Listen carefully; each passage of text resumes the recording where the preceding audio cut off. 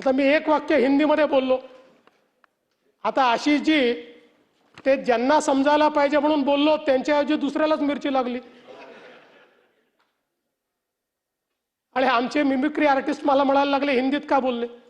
पूर्ण भाषण मी मराठीतच केलं, पण मला काही अडचण नाही. ते आमचे मित्र आहेत आणि ते मित्र असल्यामुळे राजकारणात तर त्यांच्यापासून आम्हाला काही धोका नाही, पण आनंद आहे ते राजकारणात आहे.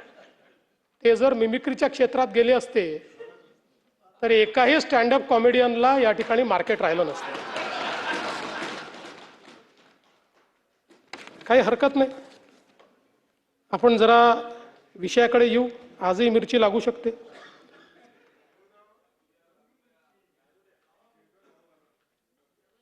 अध्यक्ष महोदय,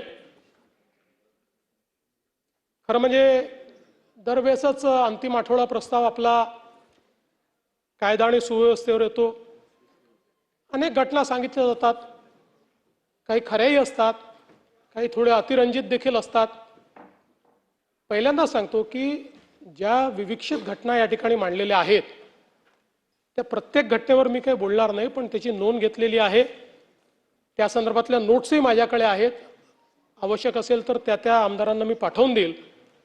त्या प्रत्येक घटनेच्या संदर्भात काय कारवाई झाली आहे हे आपण त्या ठिकाणी सांगणार आहोत.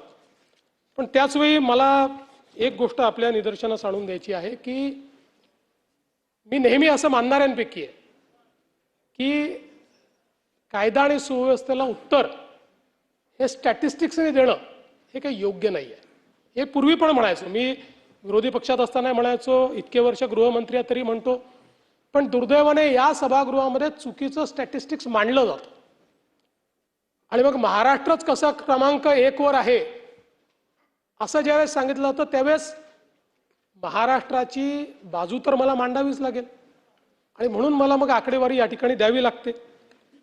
आणि म्हणून मला असं वाटतं की पहिल्यांदा तर आपण सगळ्यांनी लक्षात घेतलं पाहिजे की क्राईम रेट हा कसा मोजायचा असतो.